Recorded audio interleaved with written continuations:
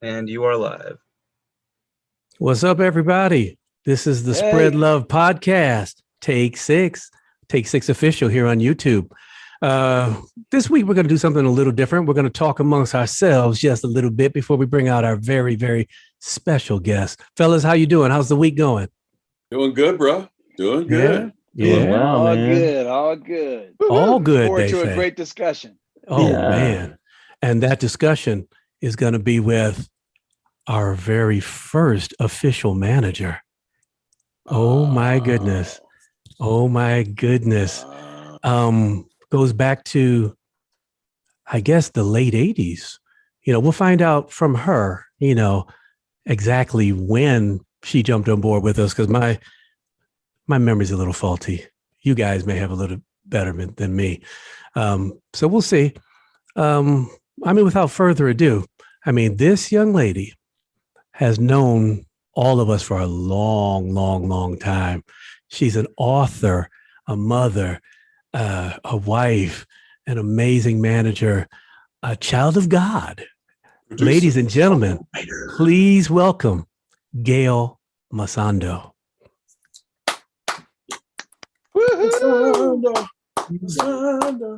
Oh, well, as she's coming on, I just have to say that she's in South Africa and we may have issues with the feed or whatever. So bear with her, bear with us. We're going to get this happening. Hey, Gail. Hey, how are you? Good morning.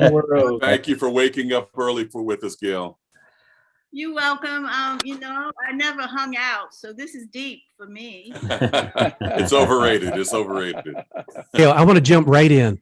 And the first question I have for you is, I know that you've known most of us for most of our lives. Can you go back to when you first met? Well, I guess maybe me, because I know you've known me for a long, long time. So how far back does it go with us? Jamaica church. Mm-hmm. Was it Jamaica church. That's the first time I met your dad and your mom. And I remember it must have been you. But you were young. Mark, I remember at Victory Lake Camp with his mom and his dad. Joey wasn't around at that time. Wait, Joey wasn't born yet, huh? I don't think so. I don't think he was. He was late to the Zoom call. Yeah, we were just waiting for the Zoom call. But it would be Claude and Mark that I have known the longest because of Northeastern Conference. Mm-hmm. Northeastern. So, yeah, that would be my answer. That's awesome. And so for me, that would mean probably prior to 1966, 67 or so. I'm pretty sure. Probably. She laughed she's like, don't tell on me. Yeah, probably. It would have been the 60s. Yeah, I was going to say prior to 65, but. A little tight. Well, no, maybe not. Maybe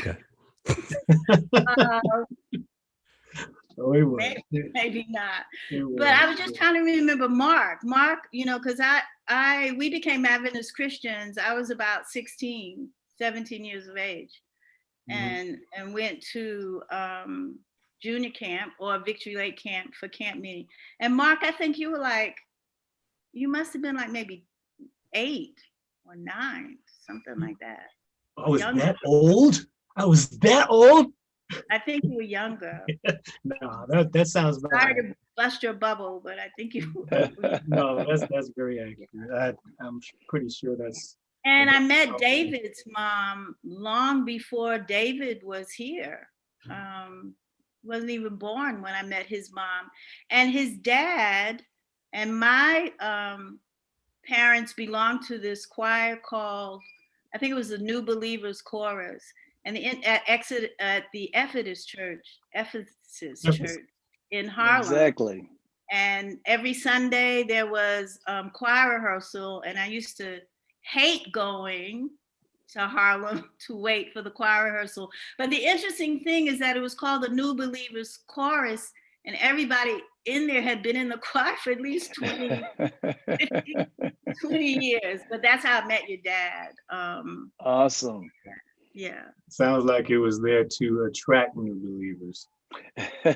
Were you already singing, Gail, when you were meeting the guys, or had you not started yet? I was about to tell you all that. Ooh. You know, when we before we were who we were, Gail was an artist on her own. She was, Thank you. and we loved her voice too. Dave, you got to tell me what the song was, because it's not coming to mind right quick. But there was one song that we loved so much that she sang the lead to. Minute by minute? No, I think it might have been something like minute by minute. Minute by minute. Minute think by so. minute. Yeah. Yeah. Day by day. Yeah. Yes. So before we were who we were, Gail was already doing her thing and songwriting and what have you. So when we met, it was very, I remember our first meeting, our very first meeting in Vanderbilt, at the, what's that hotel, the Vanderbilt Hotel there in Nashville. And Mark, go back a second, because you actually came to the house with Alan Johnston, remember? oh yeah, Mm. I definitely remember that. But I remember, and of course, we knew each other prior to, and that's why, you know, I knew of your music prior to. But Oh, I know when we first had that initial meeting to actually do something together, it was right there at that Vanderbilt Hotel. So we're gonna go back all the way back to that first showcase, and we all have our own different stories about how that happened. We want to jog your memory and see what your take on that whole thing was. How Did you put it together? You. Yeah. you know, remember choice management, that stood for Kane Hamilton Organizers in Creative Entertainment. So Thomas Kane. I was producing the gospel stages for this festival called Summer Lights in Nashville. And Thomas somehow heard about you guys, and he had this little tape. I don't know how your tapes got around, but it was a little clipping. And he brought it to me and he said, you might want to listen to this. And it was interesting because that was the weekend, Mark, you came to my house with Alan Johnston, and you were saying, we want to do something as Alliance. We would like to do something. And I just said, well, why don't you all come up and sing for Summer Lights? And then after that, it's Thomas Kane, who came and said, let's do something. Let's do a showcase. I didn't even know what a showcase was. So it was really Thomas's idea. And he said, let's invite the music publishers, let's invite the record companies. And I was doing public relations at the time for the Nashville Urban League and was responsible for their gala events, and met Thomas through that. So it was really Thomas Kane. If we're going to give anybody credit, he is the one who said they deserve to be heard. And so the interesting thing is we sent out 200 invitations. You all remember how many people showed up? Yeah. Like Well, a handful. This is where it gets a little sticky. I The reason why I don't even think it was 10. And I was just we worked hard. You know, we made calls, we sent out invites. That wasn't the time for Twitter or email. You know, we had to really post or even drop by offices and give the invitations out. And I was just trying to figure out, you know, particularly when we chose Koinonia, because that's where Amy Grant and Michael W. Smith kind of got their start in the Christian world. So we thought this is going to be perfect, and we're going to not even have enough room. And the day came. And So that's crazy. As we go back and forth in our different versions of, say, how we call that fateful day, that specific showcase, one of the things that is difficult to kind of put the stories together is Mark and Claude are members of a special blend. And Alvin, Cedric, and I were the other members of Take Six. And at the time, we were Alliance. And from the three of the guys that sing second tenor, baritone, and bass, our perspective, it seemed like it was a special blend showcase, not specifically a Take Six showcase. Do you recall it from that perspective? You know, we were motivated by the tape, and the tape was Alliance. You know, it was a clip. That's a difference. But then we heard that Urban had another group. So we just said, let's bring them both. But the focus was Alliance. We never knew that. Gail, I have to interrupt you. We never, ever knew that. We always thought, including Mark and I, that it was a special blends showcase and that Alliance was the opener. We did not have the clip. You remember Jim Ed showed up because had heard the clip of Alliance, not special blend. Because that's what we sent around. So that completely blows our perspective, because this entire time, all of us thought that it was a special blends showcase, and Take Six was just basically the opening act. And we weren't even Take Six at the time. And so one of the questions, I remember going out, because as young teenagers, of course, Vinny and I were the youngest. So we were always getting in trouble. We literally weren't in the back with the rest of the guys. He and I were coming out to eat some of the food because we were always hungry. Some of the snacks that you guys had put out. And we were laughing, thinking about, man, wow. So I guess, you know, so much for a special blend and so much for us, because no one's showing up to the showcase. And those that did kind of show up seemed to be leaving even before we started. And so one of the questions I was going to ask you is, while a special blend was, I think Take Six opened up the showcase first, correct? We did. Right. Yes, and then we were out there waiting for a special blend, the big act, to come on, and we were sitting there like, oh, well, this is a bust. And I was going to ask you, what were you thinking while the whole showcase was going on? Did you feel like it was flowing smoothly, like it was going to be a success, or did you feel like it wasn't going to end well? I was a little concerned that we had sent out 200 invitations. And Thomas was so sure, because he was so well respected on Music Row. He was on Music Row long before I was.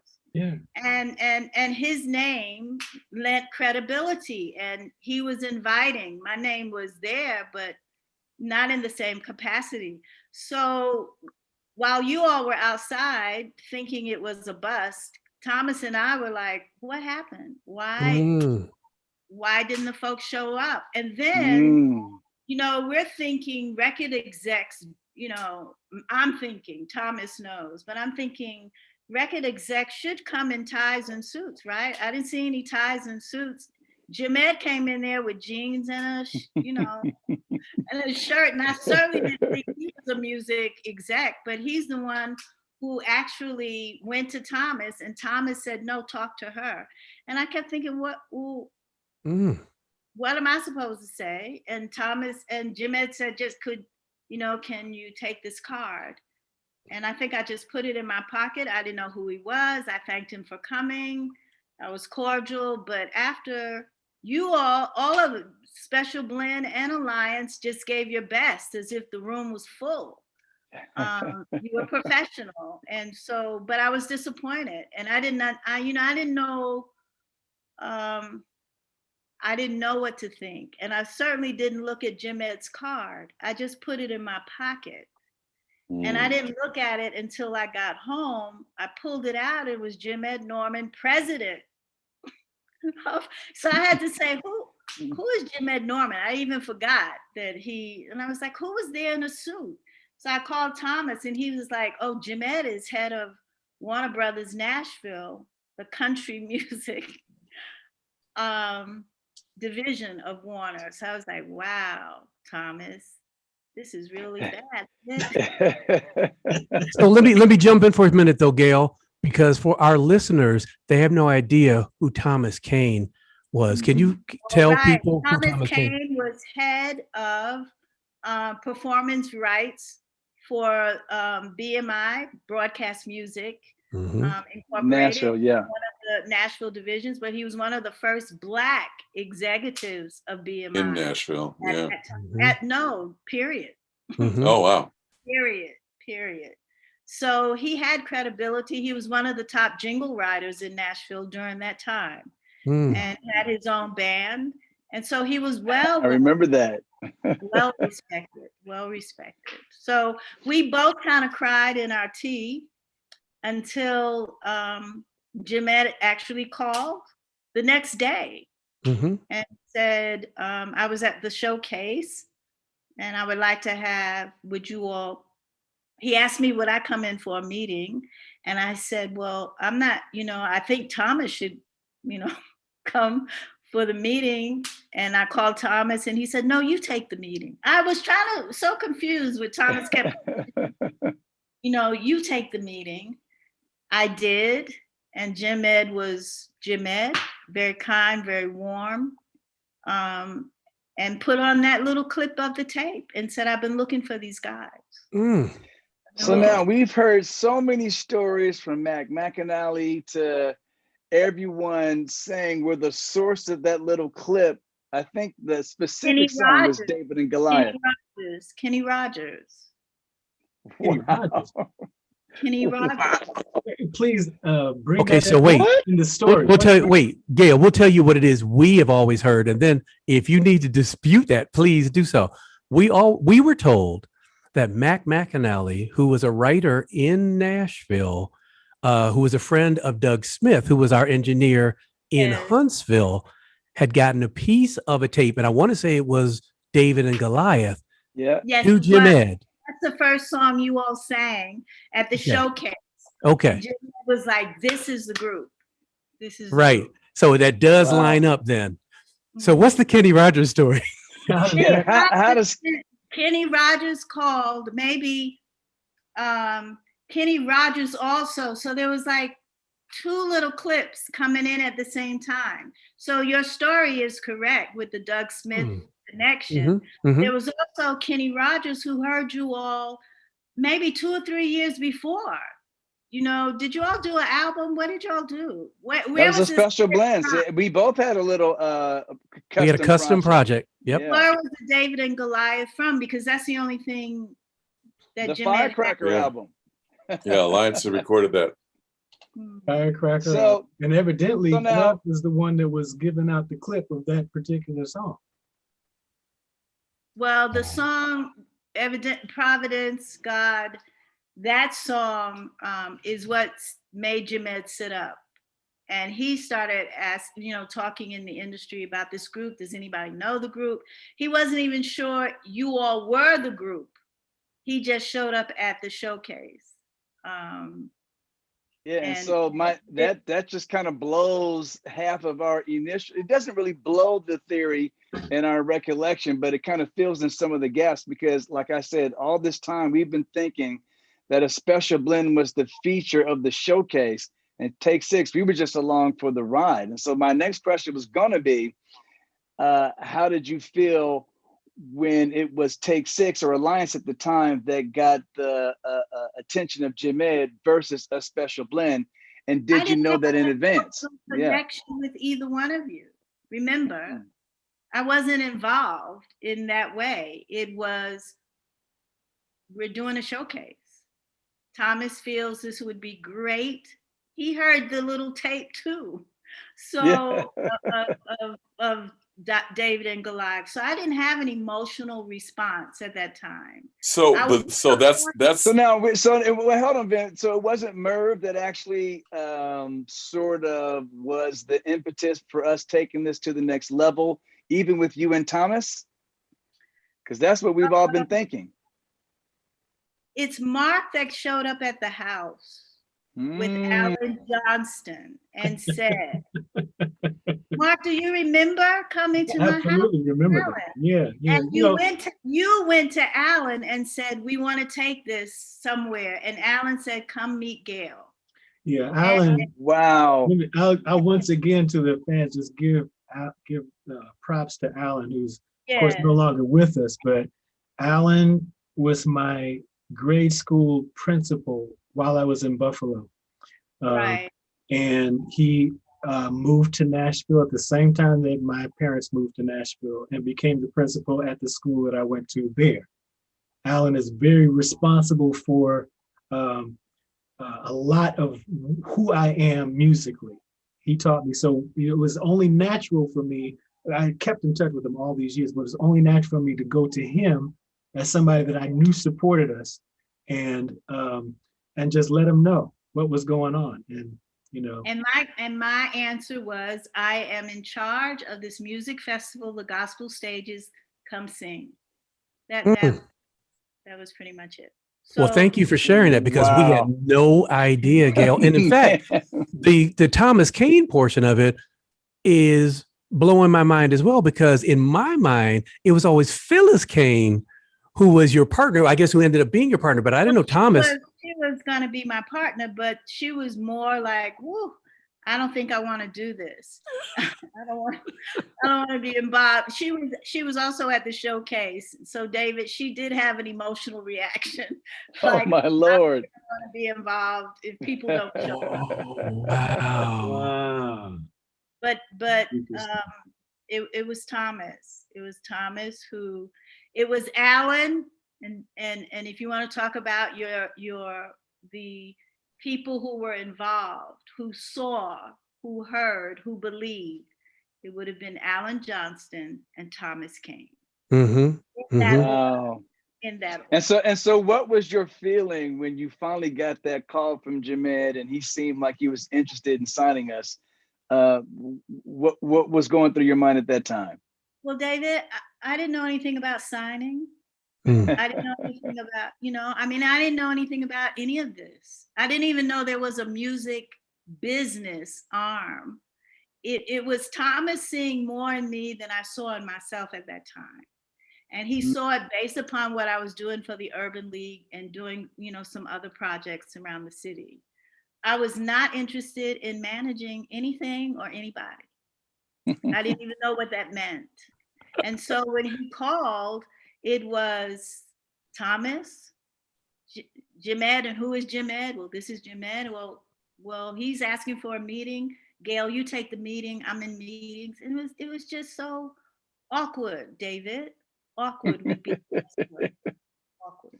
Well, wow. I tell you what, let me just say right here that, we all know that it was divine intervention that got you involved with us, because I cannot tell you, I don't know of a visionary like yourself.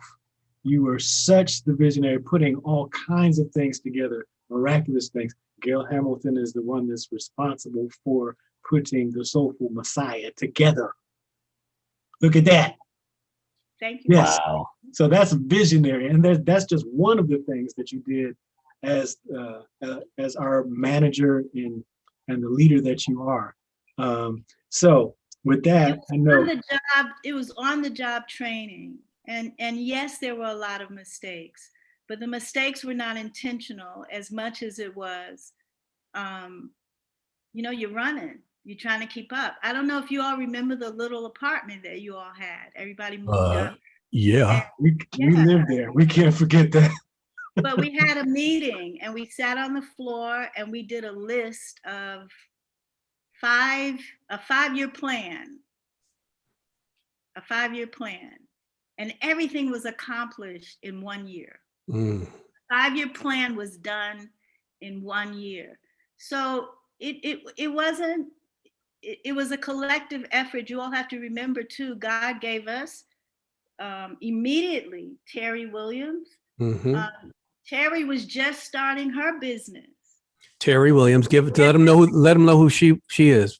Terry Williams was the public relations arm for Essence magazine for years. She started with Susan Taylor, that magazine, and she was just starting her company when I was asked to do an interview, with Essence. I don't even remember why. It had nothing to do with Take 6, But and she was standing there, and I said, Terry, I hear you're starting your business. And she said, girl, yeah. And I said, well, there's this new act that's starting in Nashville, a group of Black young males. And she said, send me some information. And she took you all on bare minimum fee. It was, and the work she did, she engaged her whole office, her young office, in the life of Take Six. You know, all of us were novice. And, you know, all of us were trying to figure it out. And you know, God sent people around that could help us. But, you know, clearly, when you are on the job training, mistakes are going to happen. Well, let me tell you something that we heard from different members of Warner Brothers years later.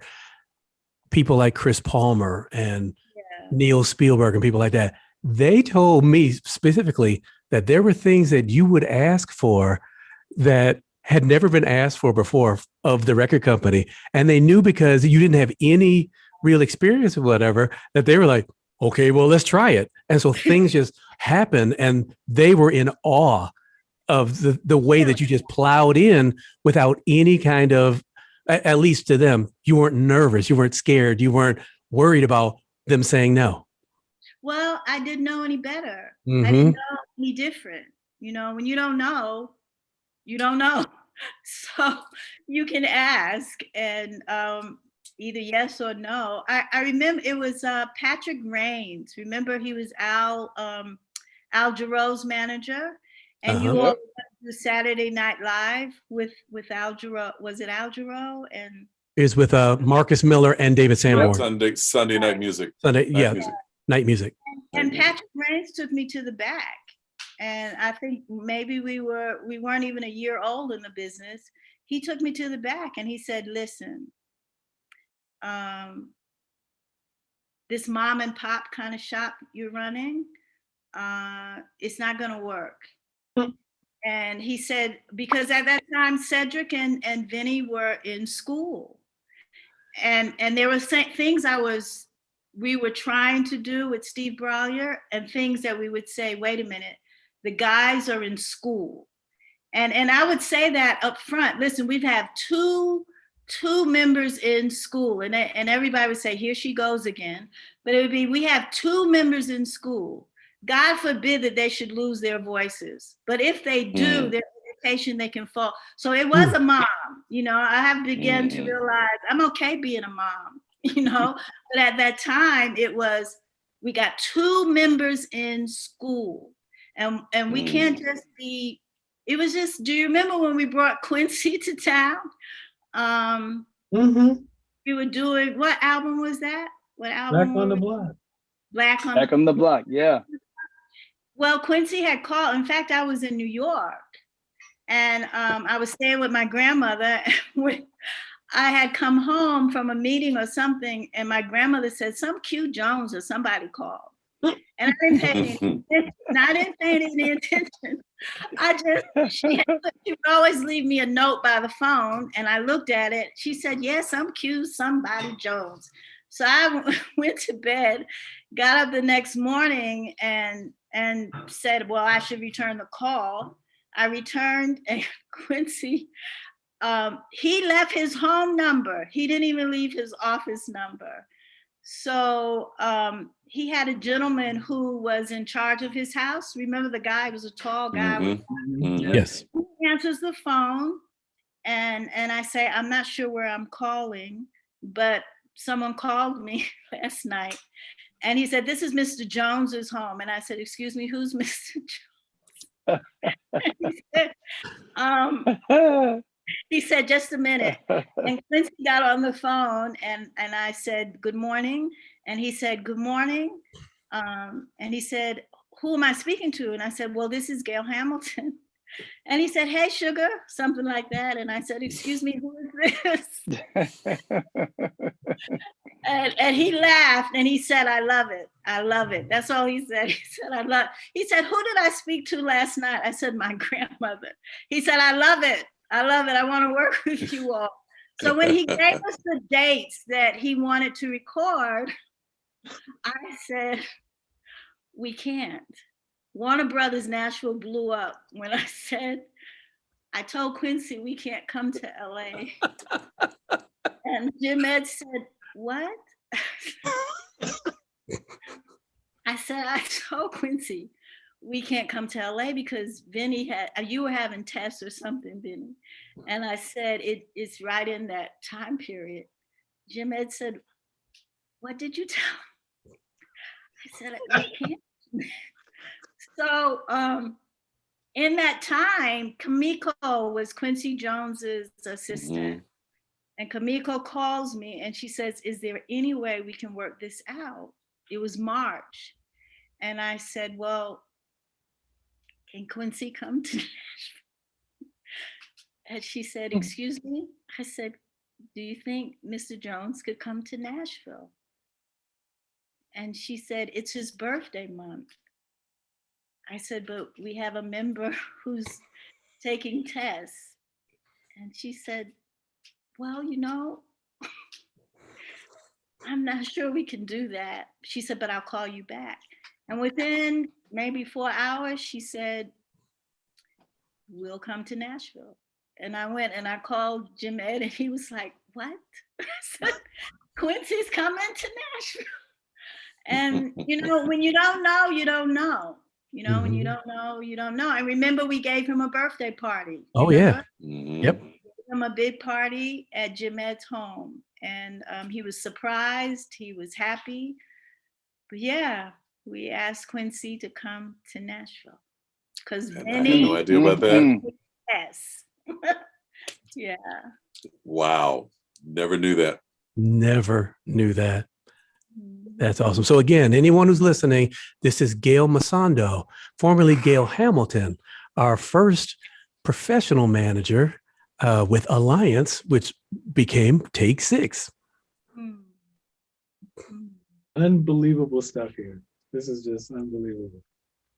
Well, behind the scenes is a lot more interesting than up front. Yeah, and I've been in this group since we started, and stuff I'm hearing right now is blowing my mind. So, you know, that's just amazing. That's just amazing. So I've got a question. Was there ever a point? Well, the obvious question is, what was that magic moment where you're like, okay, I'm the manager? That's the first part. And the second one, was there ever a point where you feel like, okay, I got this, or was it always a stampede of horses that you were trying to control? I never felt like I got it because I never really was convinced I should be there. You know, Claude, I called you in one time and said, I think I need to resign. It was too much going on at the same time. And you all have to remember, I had 2 children. And I remember the day I had my little office in my house, and my phone, my personal phone rang the same time the business phone rang, and I was standing in the middle of my kitchen thinking, which phone should I answer? And so I was not a single woman. I had other obligations, and it just kind of got thrust on me. I don't even remember which one of you said we all went to the meeting at Jim Ed's, right? And I had called Preston Foster because I was like, he has a business acronym, right? He was working for AT&T, and I was kind of like, I don't know what's going to be said, what's going to be done. I don't even know who. I'm a creative. I'm not, you know. So I said yes, I would attend, but I didn't attend like I'm the manager. So one of you asked me, would I stay? And I tried to figure out what was that going to mean? And there was never an opportunity. I didn't have a mentor. I didn't have anyone to guide the process. It was stampede. It was a stampede. God did give us Steve Browlier in those very early days, and he was very protective One time he came to the office and he said, I understand that you all are Adventist Christians and I have Adventist friends. He said, so you all don't do stuff on sundown, right? He said that. And he did the protecting. He did the, no, they don't. So this was not a one-woman show. God brought the right people at the right time. But it was nerve-wracking. There was one time you all had a gig in Chicago, and they hadn't paid their deposit, but you all did the show, and Steve flew with me. We came to find out physically why had they not paid the deposit. They asked us to meet them while you all were performing. They asked us to meet them in the back room, the promoter's room. We walked in, they greeted me, hello, hello, and then they put a gun. One of them put a gun on the table. Do you remember I remember. Oh, yeah. I was like done. I was like, and Steve was sitting next to me, and I said, Steve, I can't do this. and not to laugh at the obvious pain and just straight, fear that had to be going through your mind at that moment. But for us, a lot of the things that you were dealing with was sort of be so behind the scenes, even the way our recollection is kind of cloudy as to some of this. And so how did it feel as you came into this sort of like in sort of a team spirit perspective with Thomas and Phyllis? And after a while, because I remember when Thomas wasn't in it as much anymore, then Phyllis pulled back a little bit and you were just kind of there by yourself. Did you ever have a feeling of early on, and it sounds like you might have, that maybe, maybe I don't want to do this, or a feeling of, you're describing sort of being just thrown into the deep water, sink or swim, with all of us at the same time. But it seemed like everybody that you were describing was there with us at the time. And as you say, God was putting pieces together when they were necessary, but without really or did you have that understanding that, we're just going to trust God and whatever he decides is what we're going to go with? And did that give you any solace, or did you always feel like sort of in deeper waters than you were prepared to be in? Deeper waters than I was prepared to be in. However, having said that, I did believe there was a divine intervention here. I did believe that this was special. I remember Dwayne saying, God, these are the Jericho guys. Everything they do, the walls come down and there's a clear path. Unusual things were happening. It was not the norm. And that's something that you all need to remind yourselves of on a regular basis. There were things that I, even not really knowing the business, I could still see that there was water being parted all of the time. And any times, and the more professional, I remember a group came out from California to meet to talk about either buying choice management or just taking over. This was like maybe after the first year of your success. And deep water, it was a lot of deep water. I was a female. I was one of the first Black females. I used to say to Jim, please don't send me out there to California to these board meetings. I would be the only female in the room. And he would say to me, but you're teaching us how to do things differently. That doesn't really make you feel great at the time where you're being critiqued so fine-tooth comb. And there were white men, who you all became like meat, That's funny. The biggest bidder, whatever. And it was almost like God saying, I have a plan here. And, I'm the age, I started with you guys, I was like about 30s. I was young as well. So experience is really important. And I'll say it again, it was on the job training. That's exactly what it was. As I'm listening to you, Gail, this is amazing, especially from the outsider, so to speak. And I was going to ask you the question of if you had a do-over, what would you do differently? I'm still going to ask the question, but it just sounds like everything was providential.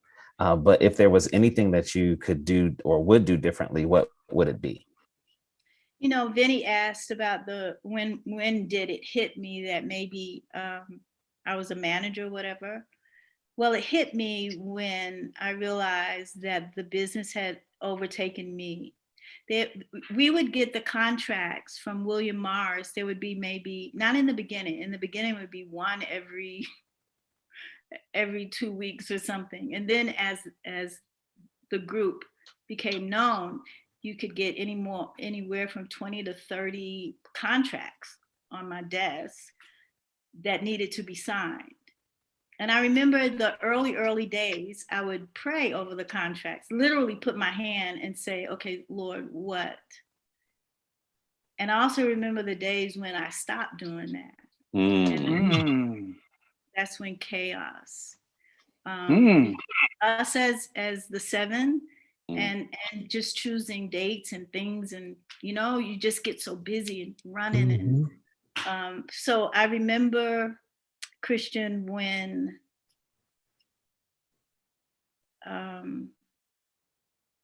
what was a simple act of faith now became more of a job. And there was so much demand, and you have to remember there were 6 of you. It was 6 of you.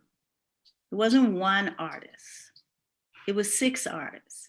And all of you had different expectations and different needs, all at the same time. Vinny, one time your mother called me at home. It must have been something like maybe 7:30 in the morning. Yeah, sounds like that. Yeah, and she wanted to talk, and I was kind of like, but I'm not, I this is my role, trying to figure out what my role is as I went along, I think what would I've done different, Christian?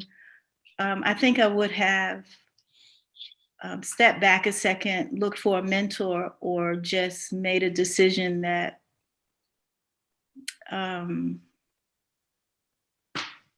it was too much.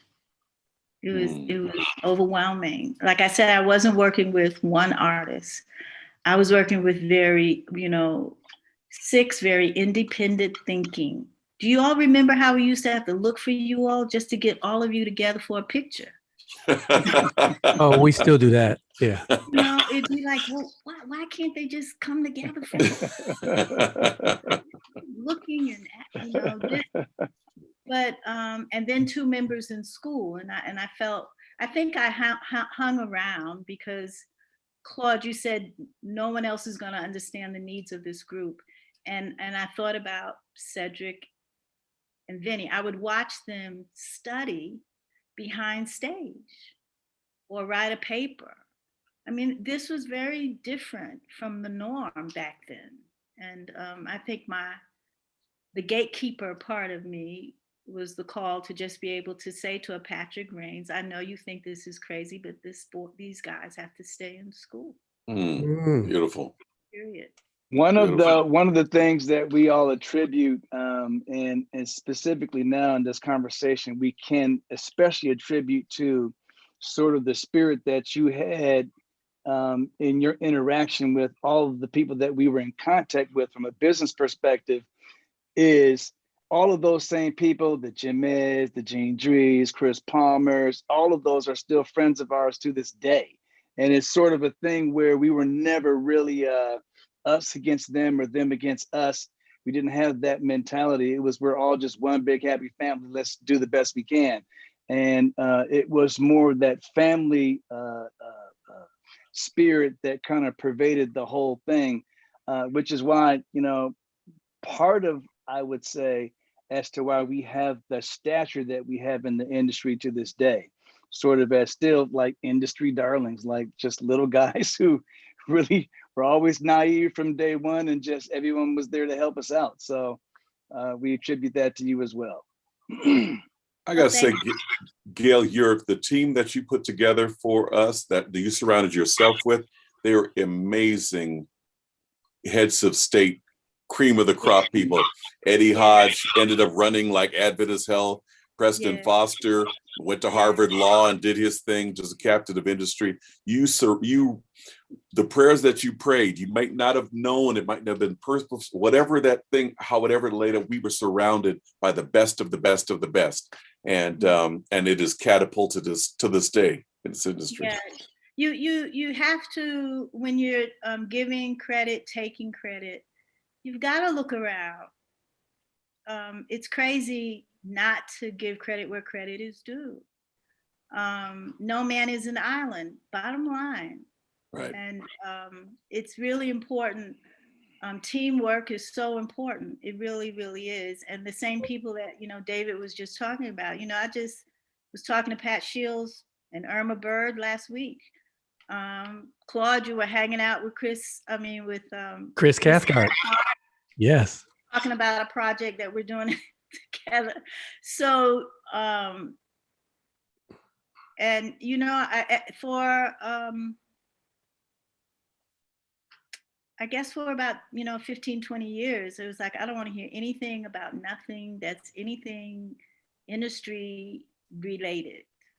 Mm. And I still get calls to this day from different people. You want to get involved in this? Would you do this? Would you? And I think I had to step back a second and heal. It was rough riding. Mm. And I fell off the horse a couple of times. But it was, when you look back,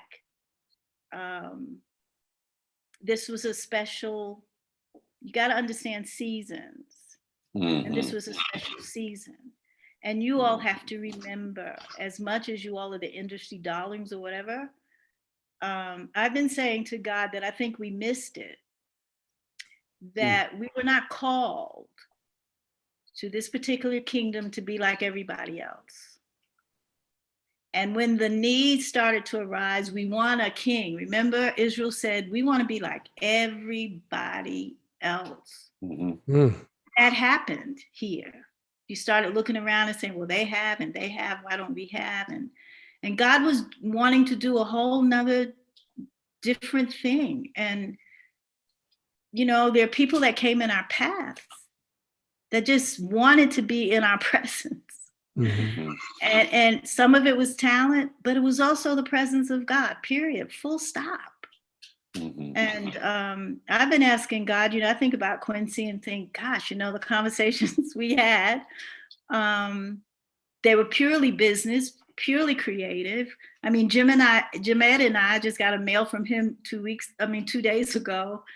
And we used to have these deep, long religious conversations. Mm-hmm. He would make a point. Jamed would take me out to lunch once a month. And the once a month would be, let's get a debrief. What's happening? But it would always end up with, you're going to be okay. Mm-hmm.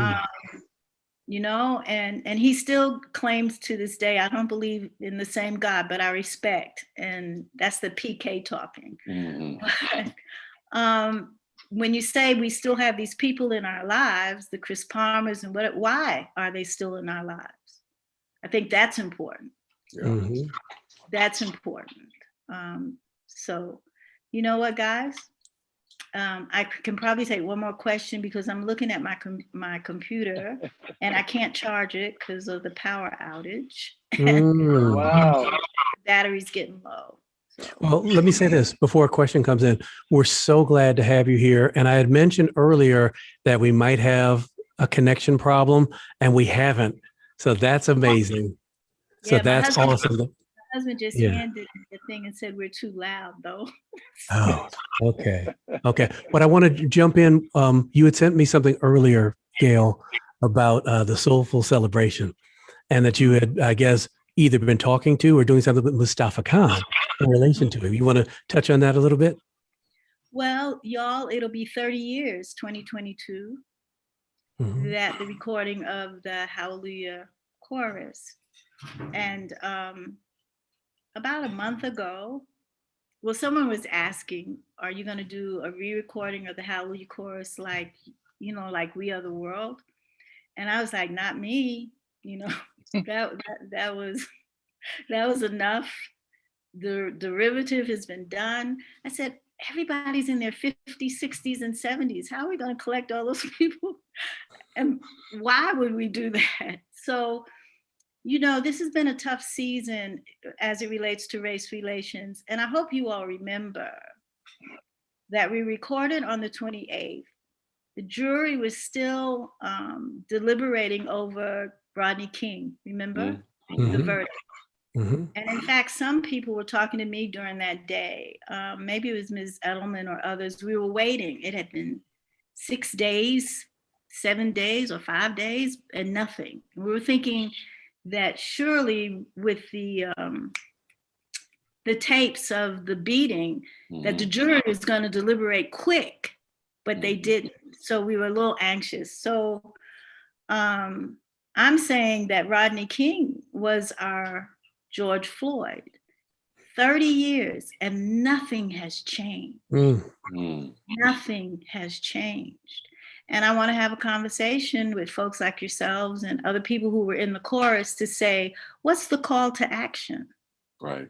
What's the call to action? So how many more Black men have to be killed? How many more Black women have to be killed? It's 400 years slavery, but 30 years since Soulful Celebration. The Hallelujah Chorus, I'd like, just as a backdrop, we were all in LA at the same time when those riots started. I remember I didn't leave LA. LAX was shut down. It was like 4 days. It was like a war zone. Looking out of Mama Mazan and seeing the smoke, fires, LA was on fire.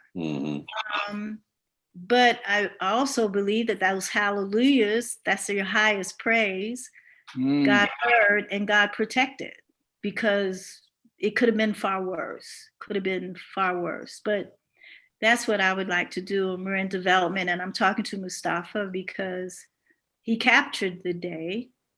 And he's so busy. He's so good busy. He's earned Emmys and he's doing wonderful work. And so we're hoping to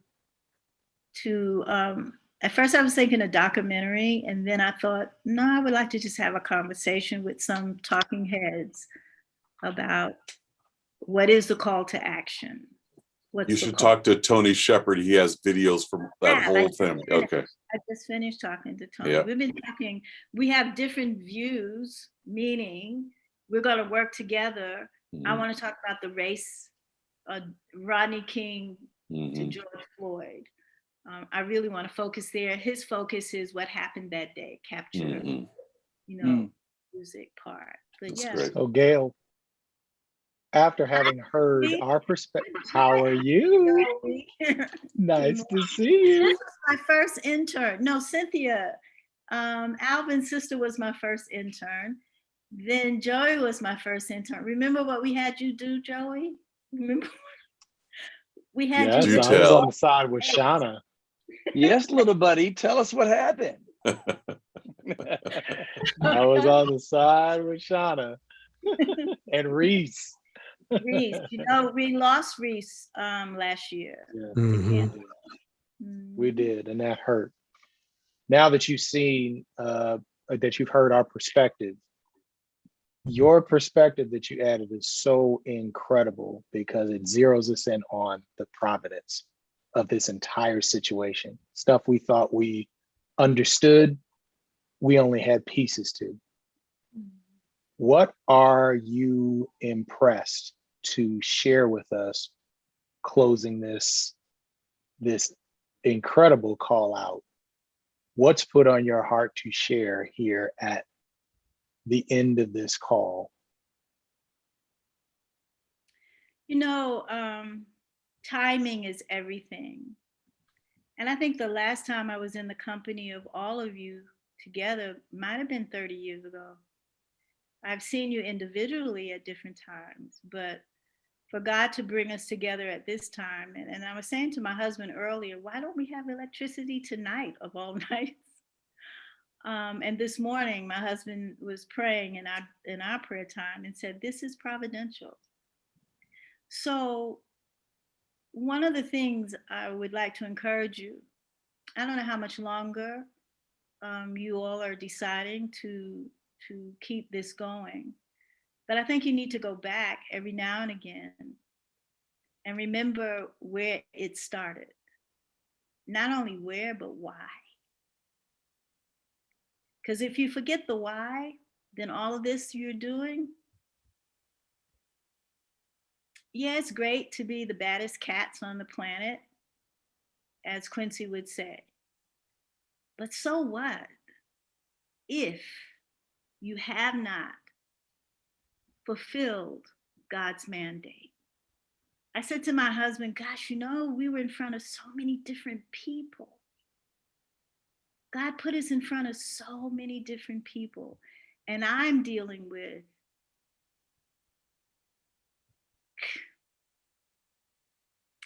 did I do what I was called to do?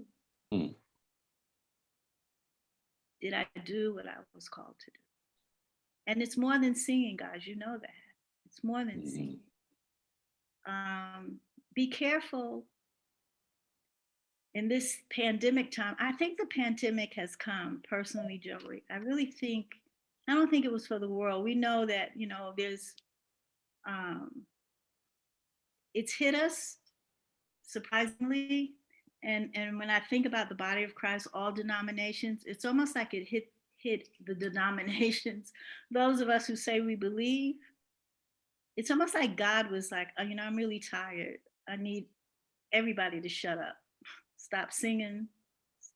Stop pretending. Just be still. Be quiet. In Amos, you actually hear God say, I'm tired of these Sabbath days. I'm tired of these festivals. I'm tired of this noise. And so it's an opportunity, whenever God gives us an opportunity to review and reflect, it's really important to do that. I have found that even when the Holy Spirit points out the mistakes, the failures, he also points out the solution. He also points out the solution. Absolutely. So thank you, because this is kind of a healing time for me to be able to look at all of you, to be able to say to you,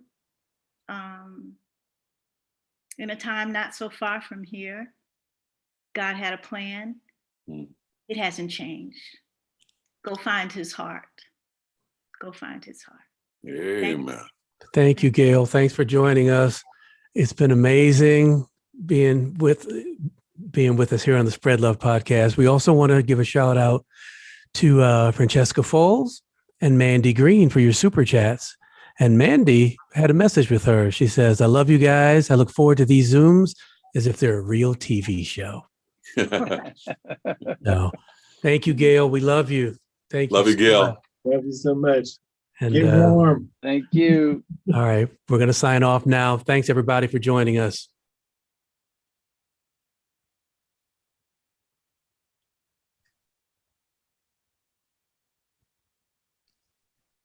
Sorry, I just need to turn my mic on.